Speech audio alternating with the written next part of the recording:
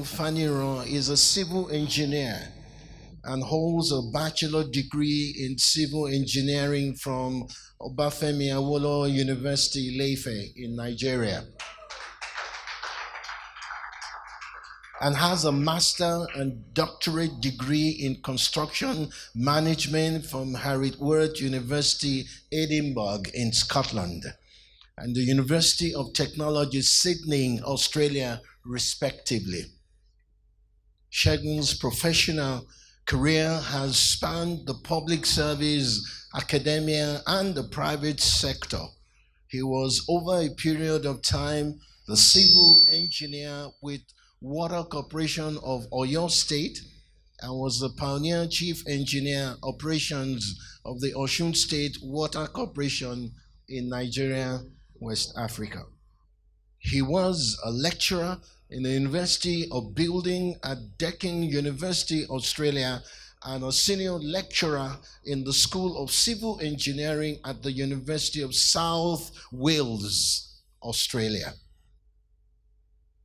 Segun moved to Dubai from Sydney, Australia in November 2007 and is currently Director of Contract Services with Turner and Townsend Middle East, a construction and project management consultancy, where he provides technical, contractual, and commercial advice to clients to prevent and resolve time and cost overruns in their construction project. Segun's faith in God has seen him overcome many seemingly unsurmountable challenges, and he has a heart for encouraging others to reach their God-given potential through faith and obedience to God's word. Ladies and gentlemen, please welcome Mr. Segun, Engineer Segun Faniran.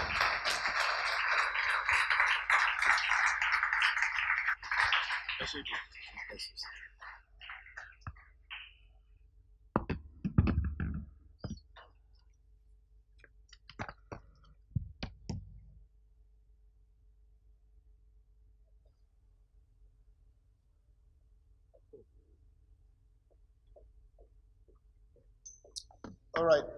Good morning, everyone. I'd like to start by thanking the church and the organizers of this seminar for inviting me here this morning to give this talk. It's really a great pleasure to be here and to be amongst all of you. I would also like to congratulate the organizers of the seminar for putting this together. This is a very, very great initiative. And it's always a great thing to sow into other people's lives and to develop people so that they can achieve their full potential.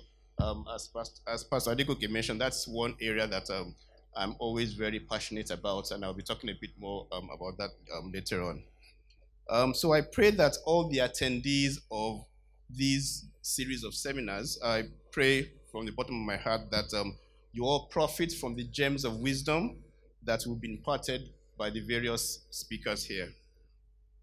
Before going further, I would like to introduce my wife, Shola, who is sitting right here in front.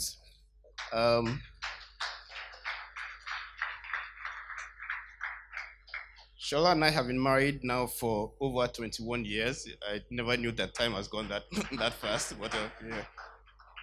And we're blessed with two children, our daughter, Adiolu, who is 21, and our son, Ola, who is 17 years old. I'll be speaking this morning on the topic, making the competition irrelevant. While the topic might appear to be directed to businesses, it actually applies to everyone right across the spectrum. And from what I'll be presenting, you'll be seeing that. So it applies to everybody, whether you're a worker, whether you're a job seeker, whether you're a business owner, whether you're in a sort of multinational corporation, wherever you are. I just want to sort of share some of my own experiences on how I see keeping the competition irrelevant, on how that applies.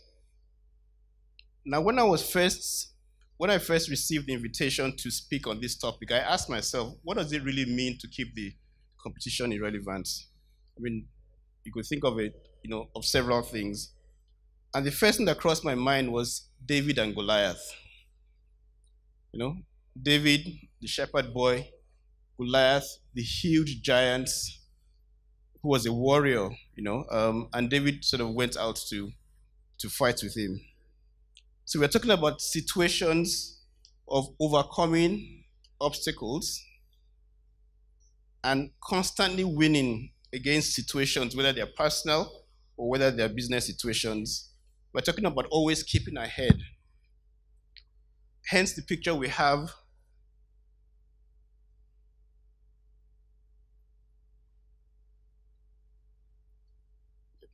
Yeah, hence the picture we have on the screen there, which shows a tiny mouse competing against a huge elephant. So obviously, for that tiny mouse, the competition there does not phase it at all. It doesn't really care. It's going ahead. Keeping the competition irrelevant also means staying ahead all the time, and being the head and not the tail, as the Bible promises us, really, as Christians. We all know of various brands in different industries that are always at the top of their industries. Coca-Cola, Microsoft, Pizza Hut. There are lots of top law firms, Ivy League universities. All these are at the top of their industries. And for all these sort of firms, to a large extent, they've kept the competition irrelevant. That's why they are where they are, and that's why they've been there for a very, very long time. And frankly speaking, that's why they are likely to continue to remain there. So I pray that everyone present here today will be overcomers in all the different situations that life represents you. And I pray that you will always be the head and not the tail in your various endeavors in Jesus' mighty name. Okay, I'll just give a bit of my background. Pastor Adequiki has very kindly gone through most of this, but because my background sort of feeds into what I'm going to be speaking about, I'll just sort of quickly go through it again. By profession, as you said, I'm a civil engineer, and the reason why I decided to study civil engineering was because in school I loved mathematics, but also back in those days I was fascinated by all the structures that were being constructed in Nigeria. That was in the days of the oil boom. Now, some of you may not know, Nigeria had a boom that was similar to Dubai many, many years ago. Nigeria was a hotbed of construction activity, and there was work everywhere. There were flyovers being built all over the place. There was tall buildings. There was highways. There was all sorts of things. And for a young person like me at that time in high school who loved mathematics, I just felt that, yeah, I wanted to be part of this action. And that's how I got into it. Um, Now, I hope I don't offend anybody with what I'm about to say, but when Pastor Adegoke introduced me, he said I went to Obafemi Awolowo University, and it is a fantastic university. But I like to say I went to the University of Ife, if you don't mind. I'm just joking. Anyway, University of Ife became Obafemi Awolowo University, and some of us that were there before they changed the name, we like holding on to that name. But anyway, I attended the University of Ife in Nigeria, where I did my undergraduate degree in civil engineering. And I later did a master's in construction management at Herod Watt, and then a PhD at the University of Technology, Sydney. My working experience has spanned government, academics, and also industry. And I've also tried my hand at entrepreneurship, which I'll be talking about in a few minutes. So I started out as a junior engineer with the Water Corporation of Oyo State. I moved across to Osun State when the new state was created. To those of you who know Nigeria and the history of the states, there was Oyo State, and then from Oyo State it was split, and then there was Osun State. And because I come from that part of Nigeria, I moved over there when the new state was created. And then I left from there to go to Australia, where I also worked in government for a while with the Department of Housing in Sydney. And then when I finished my PhD degree, I lectured for about 7 years. And then I left there again, and then I moved to industry as a project management consultant. And that brought me to Dubai in 2007. Currently, I'm a director with a company called Turner & Townsend, which those of you in construction might know about. It's basically a project management consultancy, and I head up the Middle East practice of what's called forensic planning. And basically, what we do is to advise on construction projects that are in delay.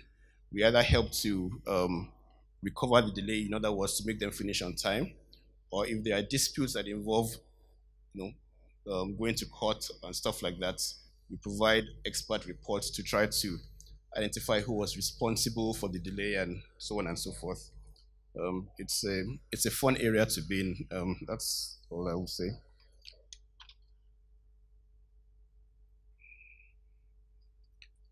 I've also tried my hand on entrepreneurship. Like I've been involved in setting up a number of different companies.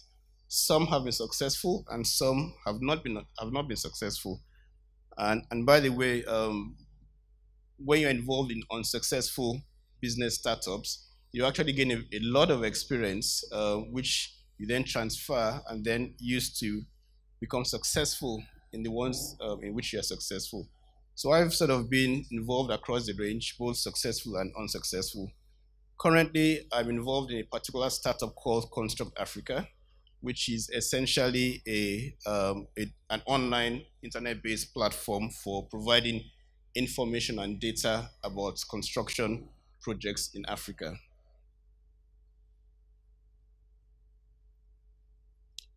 Um, Finally, and most importantly, about my background, I am a born again Christian. I know that the purpose of this seminar has nothing to do with the church, but for me, that is an essential part of who I am. It's an essential part of my experiences in life, and it's an essential part of how I approach life and how I approach what I do.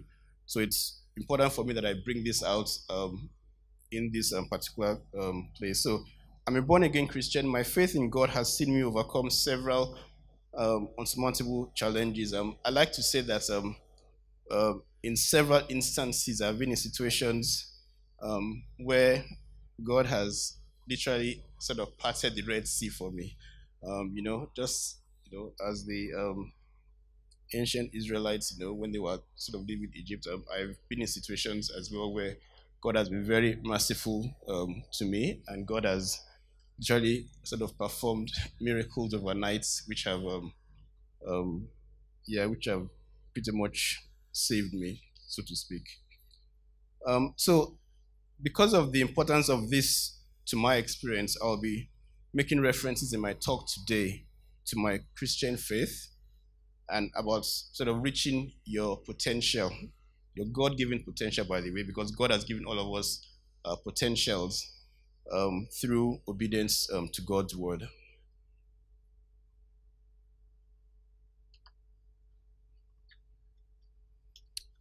All right, as I said earlier on, making the competition irrelevant really means constantly overcoming and constantly winning against all odds and despite obstacles that may come across our way in different spheres of life. Essentially, it's similar to being in a state of war. I know war conjures sort of horrible images, but war really is about competition. You're competing with an opponent, and we all want to win. Making the competition irrelevant really is about how you develop sort of strategies, develop a way of life, so to speak, ways of living, mental attitudes, etc., to win all the time. Whether it's in terms of business, whether it's in terms of job seeking, whether it's in terms of career progression, whatever it is, we always want to be in a position where we are always winning. Some years ago, I came across this book called The Art of War. I don't know if anybody else knows, has read this book or has come across this book. It was actually recommended to me as a possible teaching text for strategic management in a course I was teaching as part of a master's degree program in the university. Unfortunately, I never got around to using the book because I never finished reading it. It was such a big book and it was a bit tedious, so I never really finished reading it. So I never used it in the course that I was teaching. The book was written over 2,000 years ago in the 5th century by a Chinese general, and basically it describes strategies for being victorious in military battles. The book is actually being used right now in military academies throughout the world, the top military academies, but it's also being used in business schools. It's being used in law schools, actually, to teach business tactics and to teach legal strategy. The book teaches 13 key principles for strategizing to win wars, right? Now, I'm not going to go through those 13 key principles, but there's two in particular that sort of strike my heart as being very, very relevant to this issue of making the competition irrelevant. And those two are, first of all, that the final victory in war, according to this general, is to see war as an effort to win minds and hearts rather than a mere acquisition of territory and wealth. Um, I guess for a lot of us, when we think of two countries battling, we are thinking of which one of them is going to finish the other, in terms of, either whatever, bombing them out or doing something. But what this guy is saying is that the ultimate victory is not about acquiring territory or wealth in the war, but about winning minds and hearts. And I'm sure if some of you cast your mind back to some of the, I don't know, some of the superpowers, so to speak, and the way they prosecute their wars, you might see that not only do they go in there to win where they are trying to win, but they also try to win the local populace, etc. I mean, they don't always achieve that, but it's always part of their strategies. The other principle that Sun Tzu, the writer of this book, taught is that the supreme art of war is to subdue the enemy without fighting. Now, just think of that. You're going into battle, and what you want to achieve is to win without even lifting a finger. In particular, I believe that for us as Christians, that these two principles relate to how God wants us to live our life, or to live our lives as overcomers, without having to lift a finger, but also to continuously win hearts and minds. And we'll be looking at a lot of the things I'll be discussing today in the context of these two.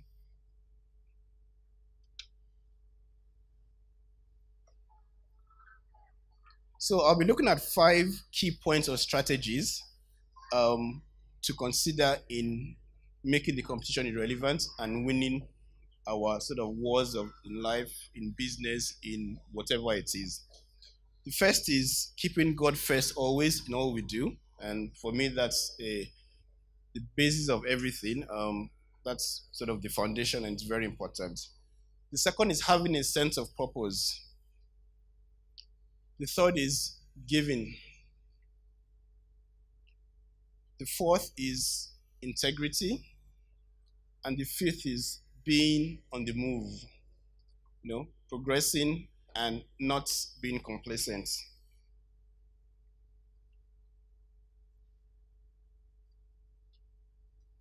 So if we start with putting God first, there's a saying that goes that the quality of thought that is put into a task is more important than hard work that is put into the same task. So if you want to perform a task, it's more important that you think of how you're going to do the task. It's much more important than sort of working very, very hard and trying to do it. And a good example of this, which I can think of, is that if you are stranded on an island, right? You're stranded on an island somewhere in the middle of the sea, the ocean somewhere, and you have to swim to shore. It's possible that, and then the options of the nearby land, for example, where you have your nearby land, you can either swim 3,000 kilometers to the east, or you can go 20 kilometers to the north. Which choice would you make? Obviously, you won't want to waste your time going 3,000 kilometers to the east if the nearest land is 20 kilometers to the north, right? Now, that is decision making, not hard work. You can also swim 3,000 kilometers to the east, and you'll also achieve your objective. You'd have escaped from the island, right? But that's a lot of hard work when you could have only done 20 kilometers to the north and you'll get there. But in order to do that, that means you have to think, or you have to at least know where you're going, right? Somehow or the other, you have to have put some thoughts into knowing where you're going. So this same principle applies to everything that we do, whether it's in personal or business, that the quality of thought that we put into what we do is much, much more important than hard work. Now, I'm not saying you shouldn't work hard, you have to work hard, so you can't be lazy, but it's much more important how you think about what you want to do. And I guess you're asking me, what's the relationship of that with putting God first? Well, guess what? As Christians, we have access to God's thoughts. We do have access to God's thoughts. Yes? What quality of thoughts can be higher than the thoughts of God? And if we want to make quality decisions, what better way to position ourselves and to lay a foundation for making solid decisions by accessing the promises of God, by accessing the thoughts of God? What better way could we do this? Think of this again. If you have a business, how much of your business do you actually control? Those of you who are in business, how much of your business do you actually control? Even for the most successful business, for the biggest businesses, typically you control about 25% of your business. So you control your staff. Maybe you control what you buy, some of the goods you buy, and stuff like that. But beyond that, do you really control your business? Can you control the economy that has an effect on your business? Can you control the demand for your goods and service? Right? You don't have control over, over all of this. So we are only stewards of our business. We don't have total control of our business.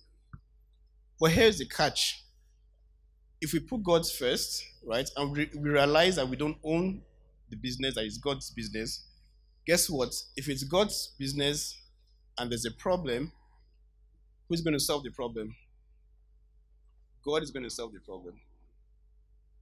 That's the idea. God will solve the problem, not you, right? So we need to put God first in our business, and let God take total charge of our business. So how do we put God first?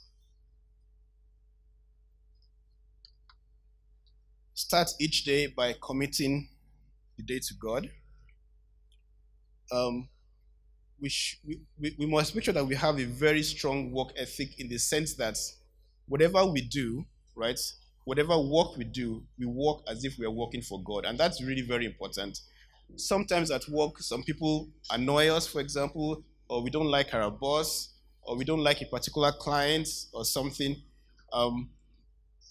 Irrespective of our relationship at work, right, we should always work as if we are working for God, not as if we are working for that person, or as if we're working for that annoying client or whatever it is. We should always have at the back of our mind that we have to put in the best that we can put in, because we're actually not working for ourselves, we're actually working for God.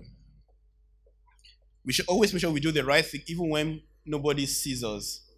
We shouldn't wait till we have people around, to do the right thing. So that obviously means things like, no cheating, no cutting corners, treating our employees right, always putting our very best into whatever we do. And that's really, really very important. And lastly, commit all your plans to God. Whatever we want to do, any new business venture, anything that we want to do, we should always commit it to God. Luke chapter 5, verses 1 to 7, and I'm not going to go into the Bible verse, but it's a very good example of what happens when you partner with God in your business, in whatever you do. That's the story when Jesus asked Simon to put out his fishing nets in a place where they had not caught any fish before, and after letting down their nets in the same place, they caught so much fish that their nets were breaking. And that's what happens when you have access to that quality of thoughts that can only come from God. I want to play a short video of someone who a very very short video of someone who talks about his experience with you know with partnering with God. Terry Tyler Perry is the founder of Tyler Perry Studios. It's a film studio in the US, and it's worth about $400 million. And he will talk about the importance of putting God first in his business. I hope this works.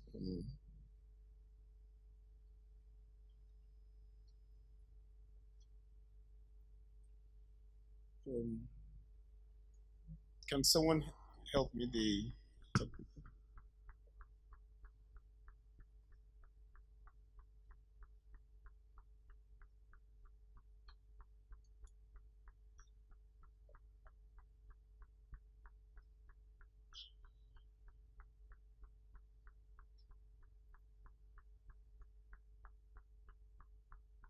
So I think I have a bit of a technical hitch here.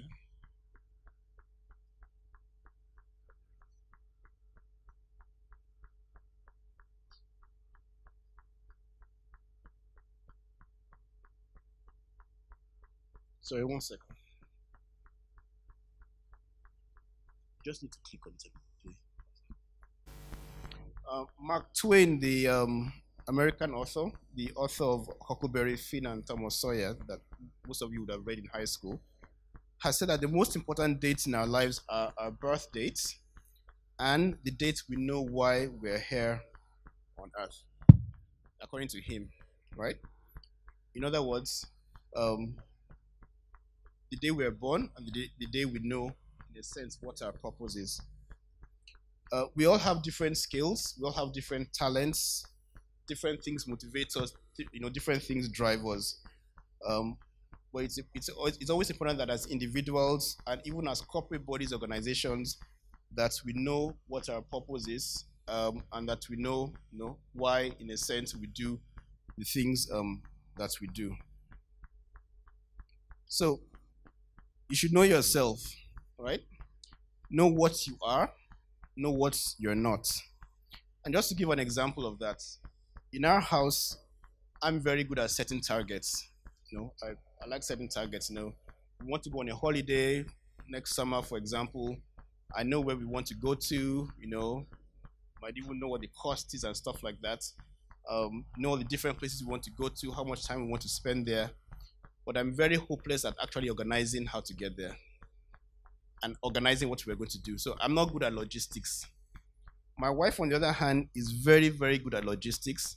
And even when you give her a very, very, what might seem a very confusing schedule and you have no idea how you're going to do it, she somehow that manages to pull everything together and everything sort of goes ahead smoothly. So we all have these different skills, and it's important that we know what our strengths are, what our weaknesses. Also, what is your passion? Ask yourself, what is your passion? What makes you tick? When you think of, there are certain things for some of us that just sort of fire us up. It just makes us excited or it makes us angry actually. So what is your passion? This can often give you a clue as to what your purpose is.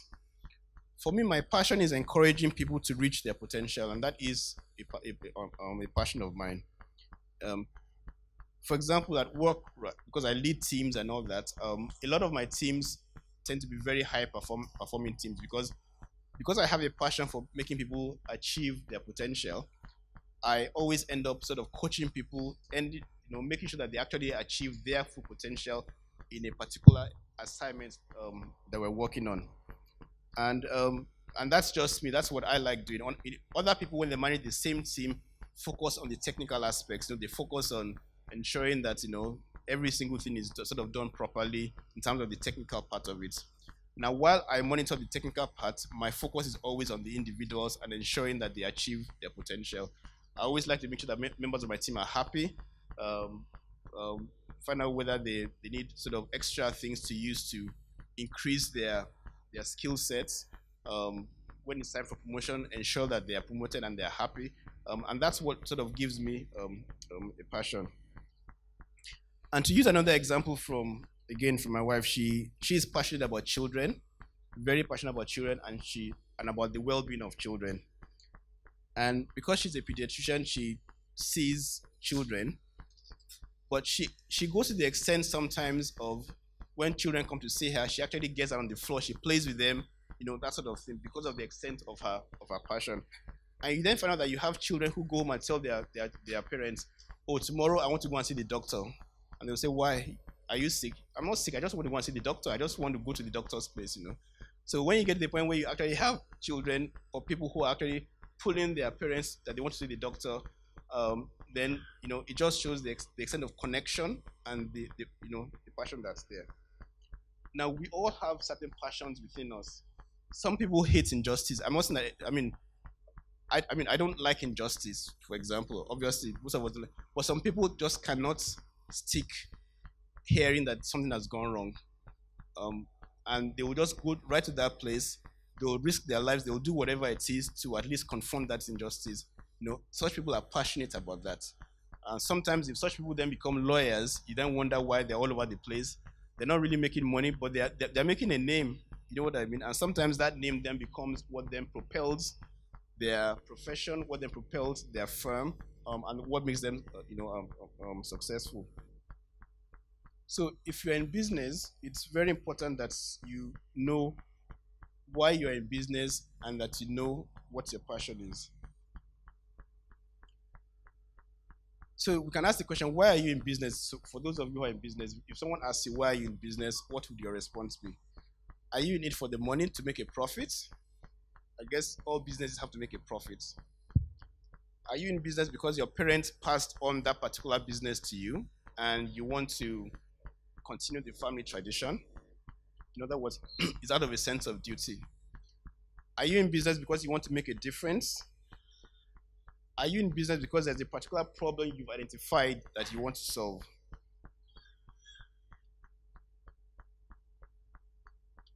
Most of us would have heard the name Rockefeller.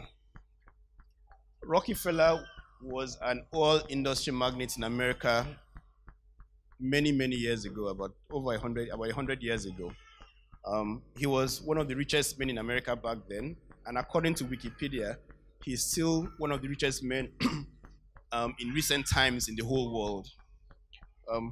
Let's see what he says about purpose in the business context.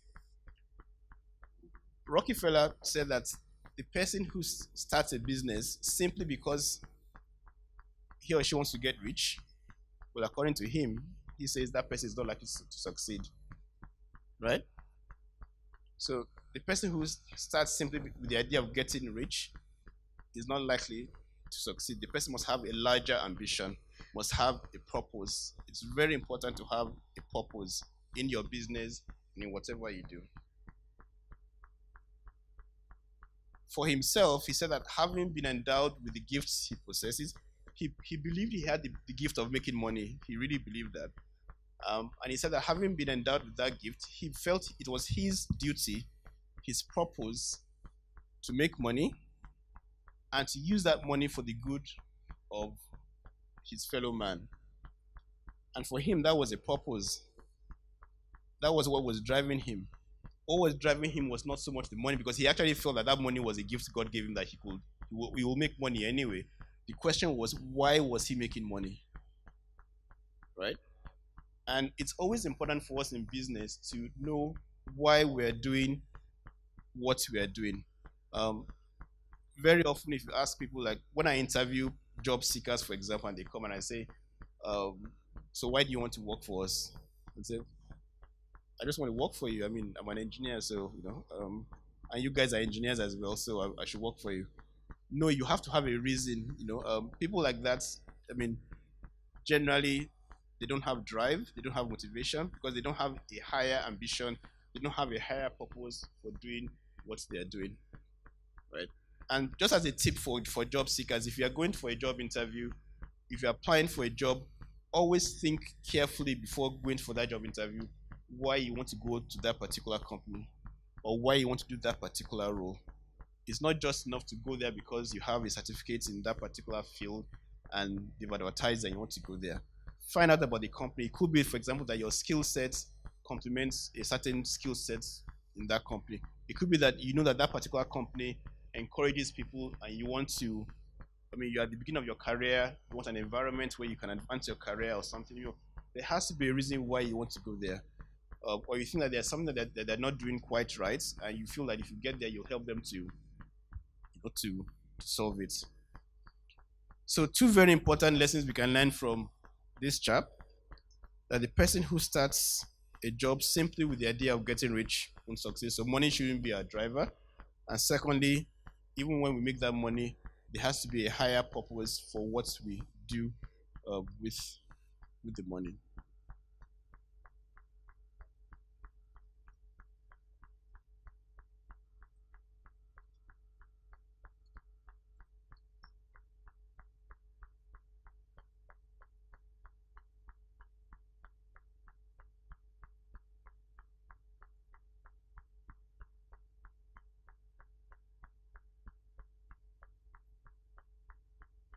All right, so why are you doing a business? You are not doing a business out of duty, or you should not do a business out of duty. You should not be doing a business just because you have to do the business. And you should not be doing a business because you want to make money. Last week, I was at another seminar here in Dubai, and the person who spoke, a British investor, he's a Christian as well, and anyway, he was speaking about business and sort of Christian principles, and he was explaining that very often he gets business proposals from Christian businesses, from people who are Christians, and he gets proposals from them for investment, for funding, and he then asks them, why they want to do the business, and that a lot of people then tell him that, oh, I want to make money to fund a church, I want to make money for the kingdom and stuff, and then he tells them straight away that if that's why you want to do the business, that I'm not going to give you the money, because in his opinion, that's not. He needs you to do the business well, so that the business will profit, and then if you want, you can then give money to the church. But if the reason, in his own opinion, anyway, I'm just reading what he said. If the reason that you are setting up a business in the first place is just because you want to fund the church, that signals to him that maybe you haven't even thought well of that business, or that maybe there's nothing particularly driving you in terms of making that business work. So I'm just giving an example that it's important to always have a purpose for the business that you're doing. A chap called Simon Sinek, who does TEDx talks. So if you know about TEDx talks, you can see that on YouTube. He studied leading successful brands in the world, companies like Apple, Google, Microsoft, Amazon, etc. And what he found was that most ordinary businesses, right, don't know why they're doing a business. He came up with this concept called the golden circle. And the golden circle is really what he calls the what, how, and why of doing a business. So while most ordinary businesses they can tell you straight away what they do and how they do it. So if you go to a law firm, they'll tell you, I'm a law firm, and this is how we do it. We have legal counsel in corporate, in construction, in commercial litigation, whatever. But if you ask them, so why are you doing this? You might just wonder, what do you mean why? We're just doing it. We're lawyers, aren't we? Similarly, if you go to some construction firms or engineering firms, say, what do you do? Well, we're engineers. How do you do it? Oh, we've got the greatest engineers in the world in our company, and they do certain things. You will say, so why are you doing that? Okay, because we're engineers, that's all. And he was saying that, on the other hand, if you go to companies like Google, like Apple, the top brands, like even Coca-Cola, and ask them, they can tell you what they're doing, they can tell you how they're doing, but they can also tell you why they're doing it. A lot of them, they have a higher purpose that they state is the reason for their being. And that reason is not necessarily to make money, and it's not necessarily to be good lawyers or to be good engineers. They are always fundamental things. Unfortunately, the videos are not working. Is it working? I was going to play a short clip from one of the things, one of Simon's talks. So we just go on to the next thing. So far we've talked first of all about putting God first. We also talked about having a sense of purpose. The next thing that I'm going to talk about now is about giving. There's been a lot of discussion in the media about giving, sort of tithes, and so on and so forth, particularly in relation to the church. I would like to say from my own personal experience, without wanting to get involved in that controversy, that without a shadow of doubt, with no doubt whatsoever, giving is biblical and that there are rewards attached to giving. Proverbs 11:25 says, "Whoever brings blessing will be enriched, and one who waters will himself be watered." Luke 6:38 says, "Give, and it will be given to you, for with the measure you use, it will be measured back to you."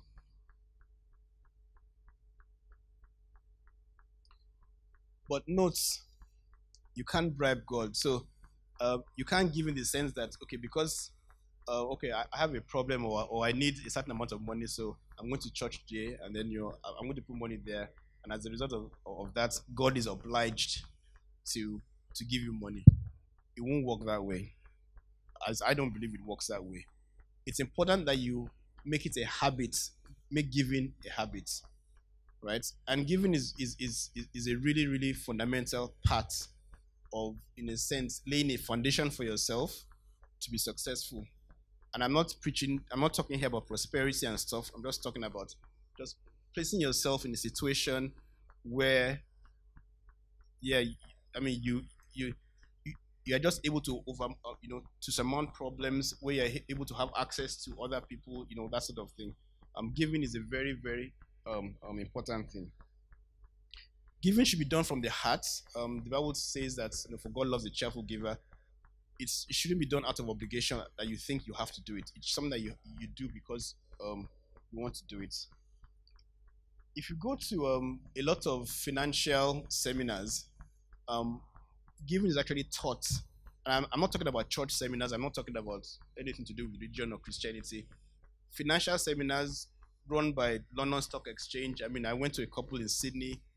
Giving is taught as part of a key principle to be successful financially. It's taught in financial circles, and it's a key thing. It's a principle. For me, it's a biblical principle, but even in the secular world, outside of the church, it's a key principle for having a solid foundation and for, in a sense, protecting yourself against a lot of things that come up in life. There's a book called Rich Dad Poor Dad. I don't know how many people have read that book. It's written by someone called Robert Kiyosaki.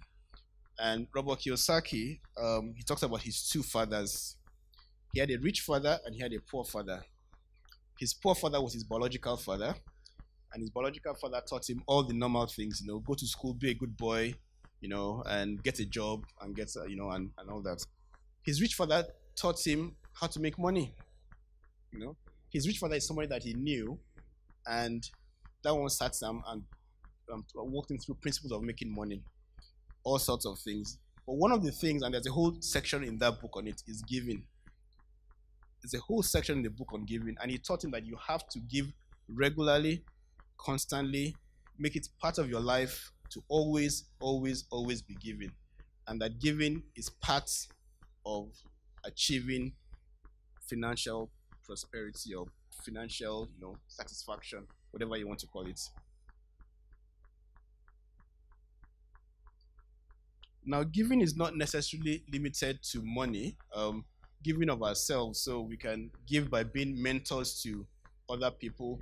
We can give by volunteering in professional organizations. Those of you who are belong to certain profession, by volunteering to be parts of that profession. But whatever you do, just give it. One thing my wife and I used to do, and I mean, it's just something that we just used to do when our kids were much smaller. At the end of every year, I think every year, I can't remember, either the academic year or the financial year, we always used to buy presents for the teachers, right? To appreciate what they were doing. Now, there were some years where some teachers, to be quite honest, we didn't really think they deserved they deserved a present because we didn't like what they did, but we still went ahead and did it, Of course, after a while, the children told us to stop it because they felt embarrassed going to school to to give their teachers presents.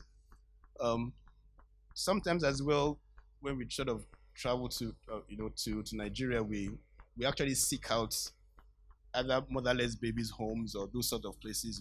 Go there, volunteer there. Not necessarily money again. You find out that a lot of those places need a lot of things, not necessarily your money. Go there, you can volunteer there, help them with things they are doing here. Even in Dubai here, you have lots of places where you can actually assist as well. In the camps, the labor camps, and places like that.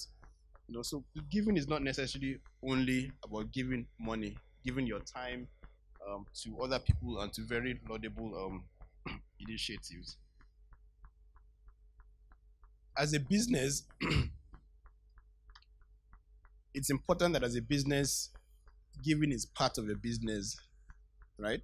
So I'm not talking now about individuals, I'm talking about as a business. So if, for example, I don't know, you're a sports business, for example, or you're a water business or a health business, for example, you can actually sponsor sport activities in schools, for example, or you can sponsor community initiatives that promote health, those sort of things.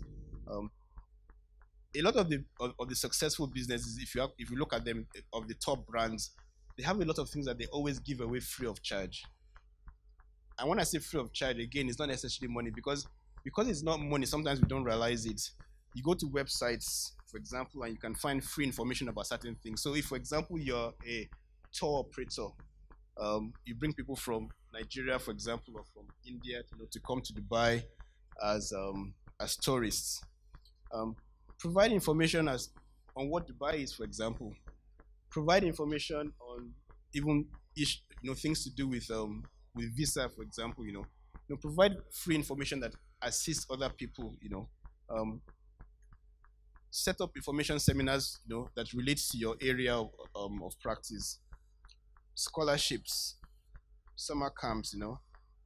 In New York, for anybody who's been to Times Square in New York, one time when I went there, I was quite amazed at all the screens on the walls there, and quite a lot of the big buildings there. They have all these huge screens where the either CNN is showing, or they have clocks, and those sort of things. Those are all, in a sense, it doesn't look like it, but they're actually free services being provided to to the public. Support local initiatives, support charities. If you don't know what to do. Now, one aspect of giving from a business perspective that I would like to talk about is in terms of networking, business networking. Now, business networking, as we all know, is when you try to expand your contact base, your sphere of influence, amongst other people within your industry. And typically, you go to a social event that's organized, and you get there, you listen to a talk or something, you finish, you speak with other people around. A lot of people go there, and their target there is to give out as many cards as they can, your business cards, and also to try to see if they can secure work for themselves, or to secure contacts. However, the most effective way to network is to go to such events or wherever it is, and actually find out how you can help other people there. Speak with someone who is there, ask them what they do, and from what they do, find out if there's a way you can help the person without expecting something in return. So rather than pushing yourself on people at a networking event and trying to see how you can secure some influence or to secure a contract or something like that, turn it the other way around. Go there with the intention of giving and not the intention of receiving. I was first of all sort of introduced to this many years ago Because I always, whenever I went to a networking event, I would be looking around and seeing, wow, so how many people will I be introduced to today? Maybe I'll get a new contact, and maybe I'll get a contract. I'll be sort of fired up and trying to see. That was my goal when I went there. But then I was then told that, well, that's not what I should be focusing on.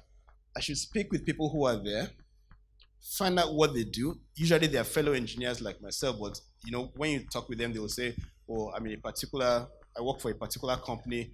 We're on this particular project. Oh, how's the project going? Oh, the project is going on very well, except that we have a problem in this particular area. Really, I can help you with that. Now, when you say you can help, not from the sense that you want to get a contract, but that you can help, and the help sometimes is simply that, oh, I know somebody who does something like that. You know what I mean? And you say, okay, yeah, I know a guy who specializes in that particular, I don't know, geotechnical or foundation engineering. I'll give him a call, I'll link him to you, and maybe just leave it at that.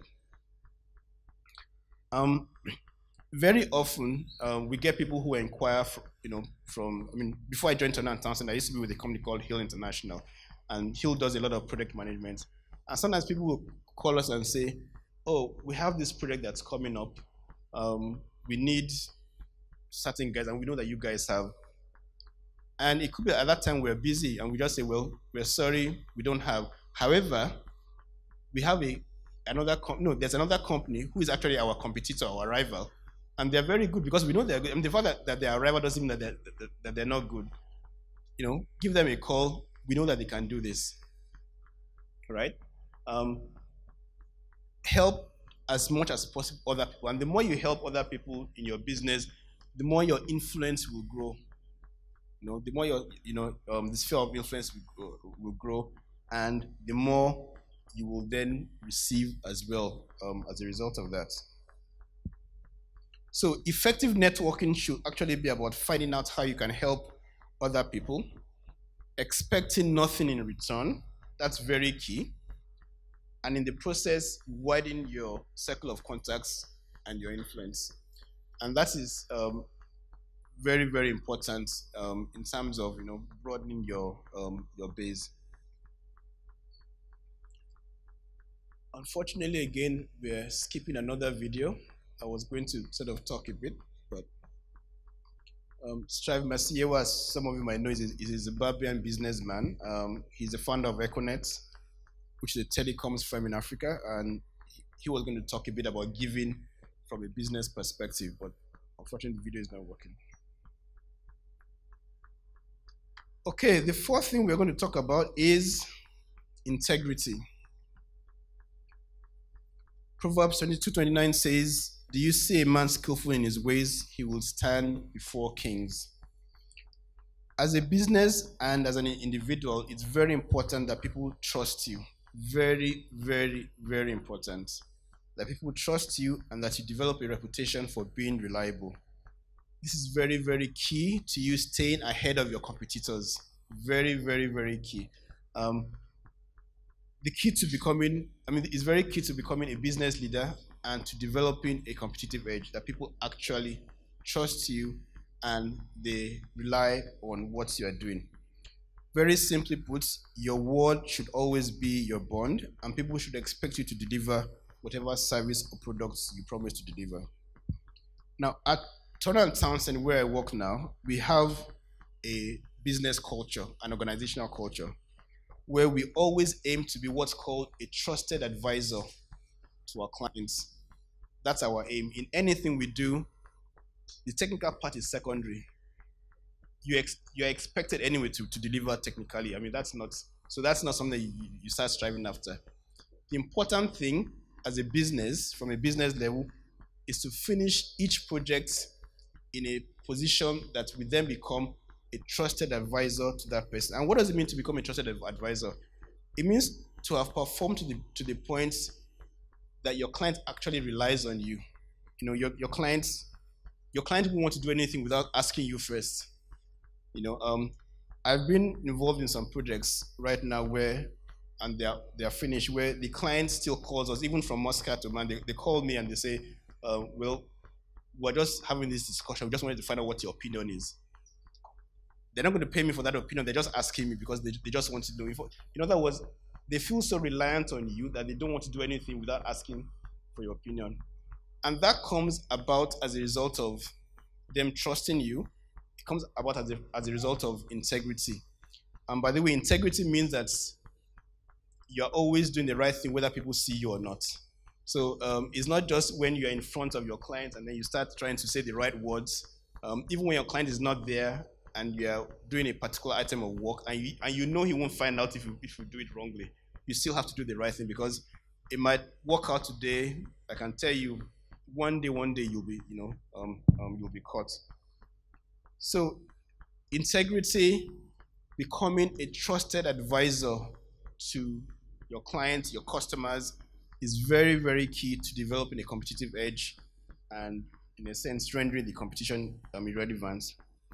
One point I want to make about that is also about when you make a mistake. And the reason I bring it up is that very early in my career as a consultant, when I first started doing consulting work, I used to be very, very scared if I make a mistake.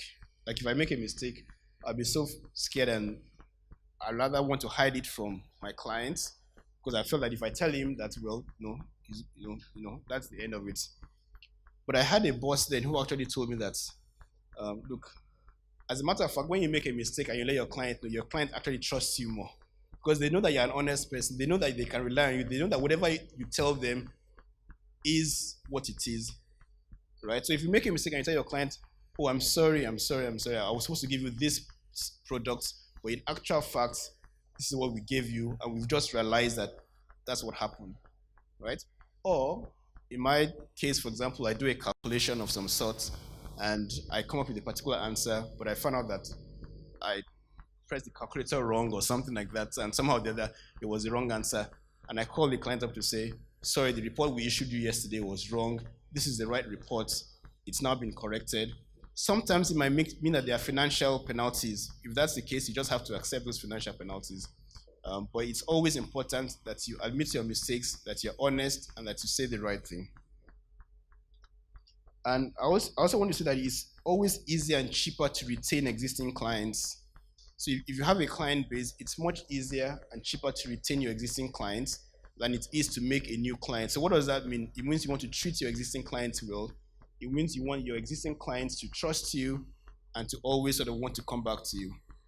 So if you work with a particular client and you don't treat the person well, the person goes, you start struggling doing marketing and whatever you do, you want to win a new client. When all you could have done is to keep on building on your client base by having all your existing clients trust you and sort of gradually enlarging your client base. All right. And the last point in making the competition irrelevant, being on the move. Always keep on making progress. Keep learning.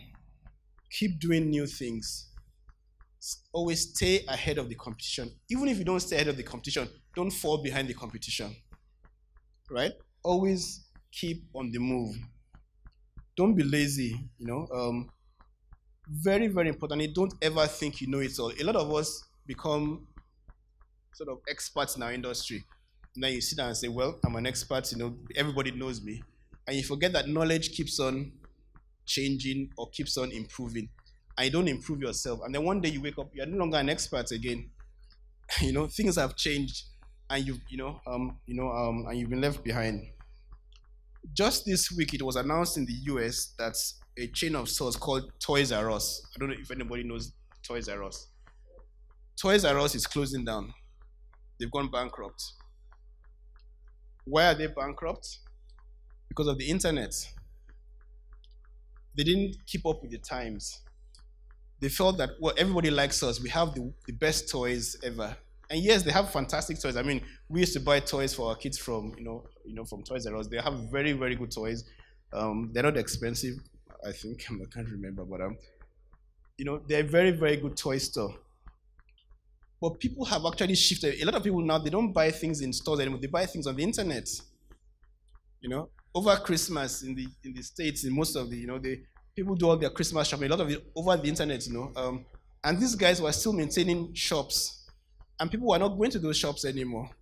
Um, they tried to improve the situation by putting, children's daycare center and stuff in their stores. It didn't work because people just went to the daycare center and they went back home. Because Amazon and etc. were providing, they are selling things over the internet. Anyway, right now they've gone bankrupt because they didn't keep up with the times.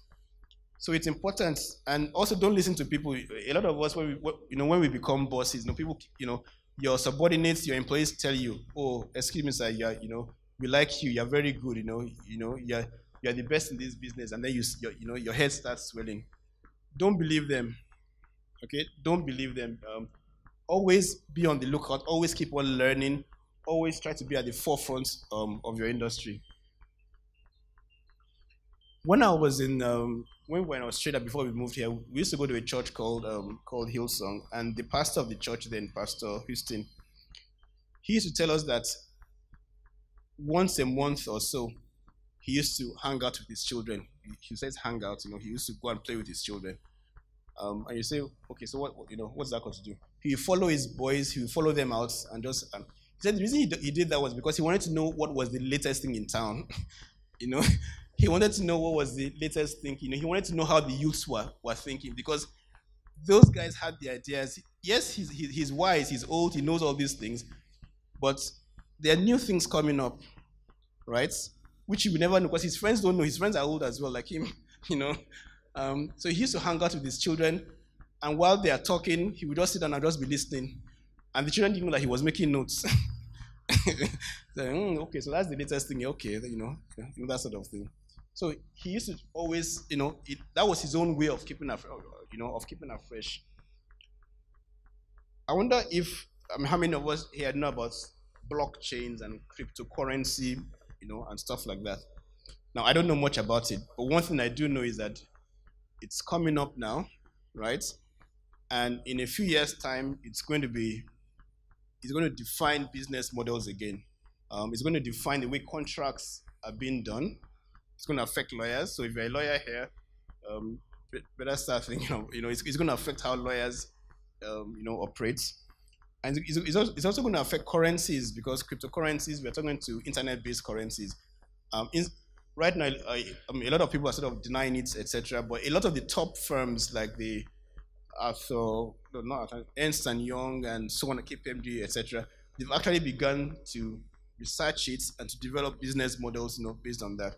The reason I'm saying that is because a lot of times we tend to discount these things when it happens, when it starts coming up, and all of a sudden you wake up one day and you've been left behind, and that's the end. Your business, is no longer working. So don't ever get comfortable feeling that you are a leader in your industry. Always strive to improve yourself. And again, I'll just refer again to the Bible. Proverbs 6:10-11 says, "A little sleep, a little slumber, and poverty will come upon you like a robber." So even the Bible says it. Talking of the Bible again, one of the few occasions when Jesus was actually angry with his disciples was when they were sleeping on duty. When Peter denied Jesus, he wasn't angry with him. When he failed, he wasn't angry. But when they were sleeping on duty, he was angry. Right? So it's failing we all fail. But one thing that's within our control that we shouldn't do is to sleep on duty. Right? We should always not be complacent. We should always strive to work hard and always strive to be ahead of the competition. All right, so the 5 sort of factors again are placing God first all the time, having a sense of purpose about the businesses that we operate in, giving, and I can't overemphasize how important that is, having integrity in your personal and in your business ventures, and always being on the move, learning, adapting, innovating. And that's all I have. Thank you very much.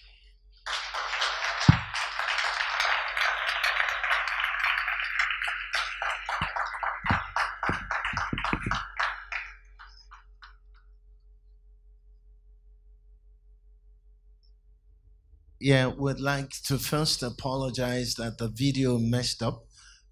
We apologize profusely for that. Um, we would like to take questions. Um, if you have a burning question, you have something in your mind with respect to the five broad items that have been discussed, put God first. We talked about integrity, we talked about giving. As a matter of fact, we have put giving into practice now. We have provided a platform for you to come and learn. And we didn't ask for gate fee. Praise the Lord. So that's giving. We provided you an opportunity in other clime, in other places. This kind of seminar they would ask you to pay some good money to be able to learn from someone who had been to Harriet Word and who is a director in a very big company. You would have to learn uh, from him. But here we provided an opportunity for you to give you something so that you will run with it. And we want to assume you have questions. So we open the door opportunity for 2, 3 questions. Yes, the young man is.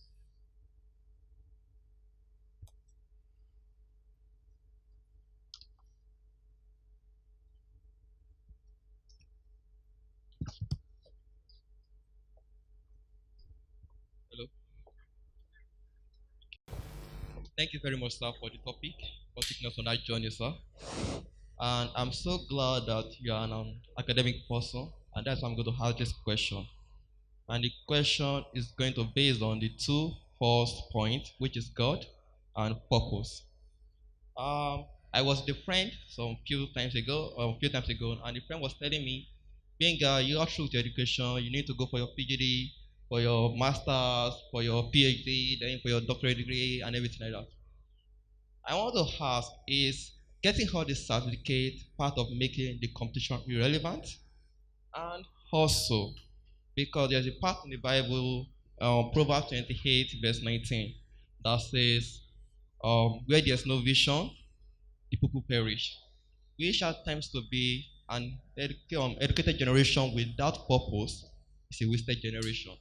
So now, if you are planning to get educated by all means, believing that if you have master's, PhD, that push us ahead of others, and we don't get our purpose right, is it really, or how can you put balance or equilibrium between our education life, career, and purpose?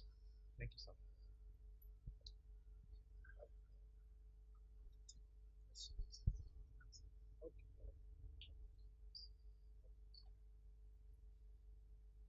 So we'll take the questions and then our lecture. The theme for the past 20 years, making competition relevant. I'm very happy about this uh, seminar today because I really key into all the issues, putting God first, sense of purpose, and integrity, which we also practice. My question is, with due respect, sir, at what stage will you make competition relevant? Will you say competition is irrelevant throughout? If you follow all this, but is it not possible at one stage to think of what your competitors are doing? All right. Um, any other question from this end? Yes. The area of integrity. You know, how do you relate integrity to if you are doing a sales job? You know, like I work in a property company, and so many times we tell a client that okay, this property is gonna get ready in 1 year's time, and it gets to that time, property is not ready. It's not even at the footing stage.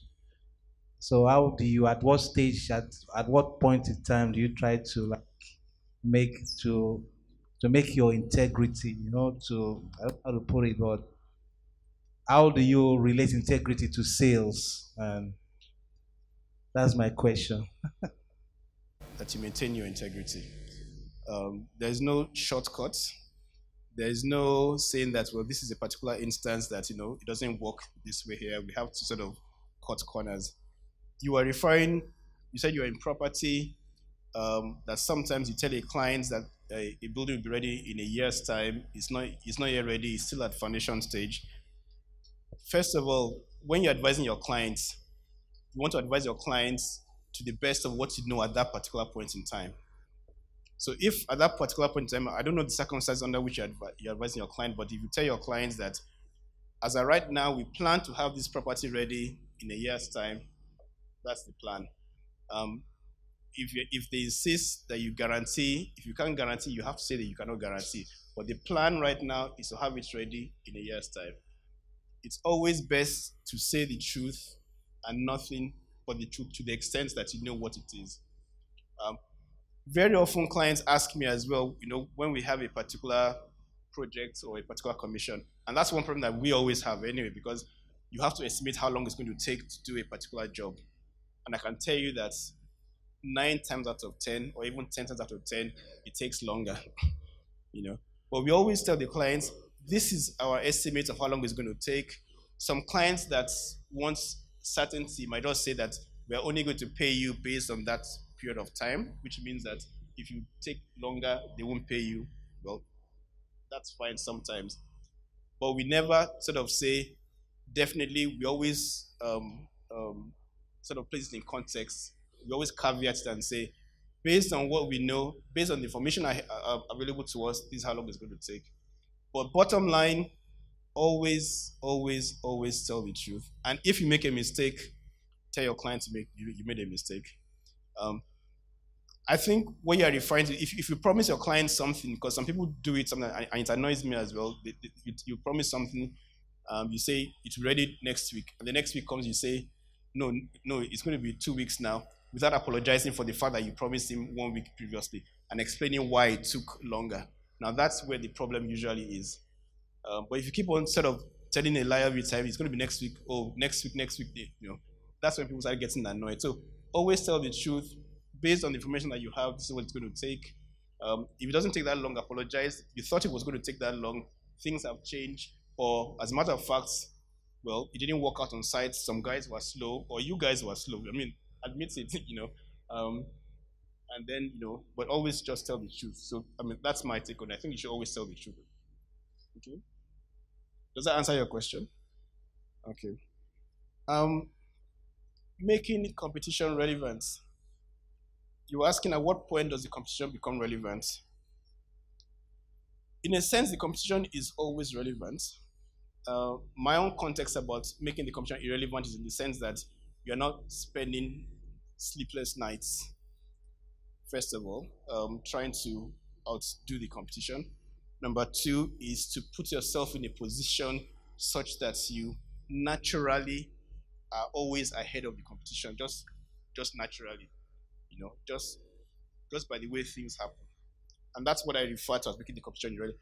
In the sense that the competition is relevant is the sense that obviously you want to know what everybody else is doing. I mean, you'll be not very wise in an industry not to be aware of what's going on in the industry, and you want to make sure that you, in a sense, you've addressed. So, for example, we generally want to find out what our competitors are charging for the same things that we're doing. It's difficult to get that different, but you want to know, so that you want to know, are you cheap in the market? Are you expensive? That sort of thing. So you always want to have this intelligence, but that doesn't mean that they are relevant, or it depends on how you look at the word relevant. It's wise to know what your competitors are doing, and it's also wise to ensure that you're ahead of them, right? But making competition irrelevant is the way I've looked at it is in the context of your everyday practice, what you do every day. You're placed in a natural leadership position, in a natural position where you're always leading. I mean, just think of some brands like as I mentioned earlier, the Coca-Colas, the Pepsi-Cola, etc. Actually, I don't really think Pepsi-Cola is very much ahead, but that's a different question. But the Coca-Colas, the Microsoft's, Google, etc. They are always ahead, and sometimes you actually ask yourself, why are they always ahead? What is it that they're doing? I mean, Coca-Cola, Coke is Coke, isn't it? But these guys, people People sort of, when I enter into a store, I naturally go to get Coke. Now that's me. I know other people obviously go to get something else, but there must be a reason why they're in that position. You know, you have some companies who have been around for hundreds of years, over 100 years, and they are still going strong. Um, the universities as well. You have these Ivy League universities. Everybody wants their trying to get their children to go to Harvard or to or to wherever it is. Sometimes if you actually go and look at it, I don't know what is it about those places that's different from other places. And believe you me, the Harvards, etc., always they are looking out as well. They poach people from other universities.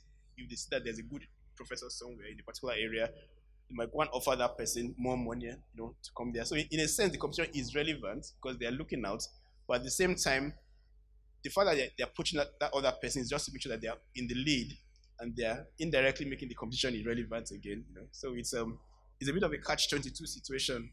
See what I mean. The first question about purpose versus academic certificates. That's the way I read the question anyway. Correct me if I'm wrong. You were asking whether you should go ahead and acquire those additional certificates, whether that will advance your career, whether that's more important than your purpose. In my opinion, I think purpose is much more important. The academic certificates are great. I have a PhD. Now, having said that, when I was in Australia, it's not a good thing to have a PhD and be in construction. And that's the truth. If you're in construction and you have a PhD, I used to hide it. Because if the guys on site know that I have a PhD, they'll just be making fun of me. You know what I mean? It's not. Whereas in America, if you have a PhD anywhere, they tend to look at you with, So these things are in context, if you see what I mean.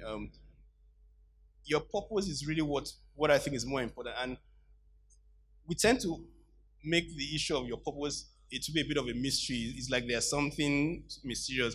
It really is, what do you like doing? What do you want to do? What makes you happy? That sort of thing. What do you want to do? In the last year or so, we've been having a chat with our daughter who is in the final year in university. We know what we would like her to do.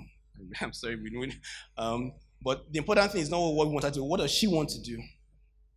And what she wants to do might be something that just makes her happy and has nothing to do with anything to do with fancy degrees or whatever.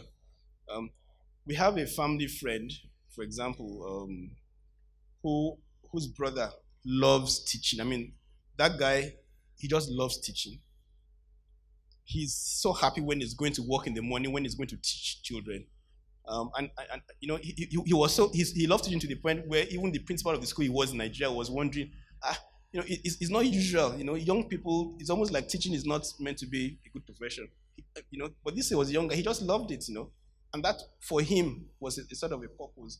And everything he's doing revolves around that. So if he's going to go for a further thing, it depends on, he will go for something that will further his love of teaching. So just going for an academic certificate, just for the purpose of getting loads and loads of titles behind your name, without knowing what you're going to do with it, I don't think it's a good idea. I know that some people will say, you're still young, do as much. And yes, it's true. Whilst you're young, do what you can do. But have a goal in mind, don't just do everything and finish. In some places with those academic certificates, you'll do very, very well. But there are some places where you'll be, and with those academic certificates, you might not get work with them.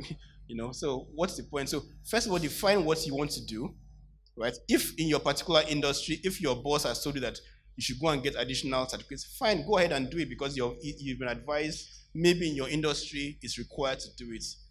But don't just do it just to tick the box and say, yeah, you wake up this morning, you have 10 certificates, to your name. So at the end of the day, what's the big deal? Particularly if you're in a I don't know what industry you're in, but if you're in a professional industry, I can tell you straight away, if you're something like engineering or whatever, it's much more important that you know your work, that you actually are skilled, you have experience, you have expertise. That will take you much further than getting a PhD or a master's or whatever it is. So I hope I've answered the questions.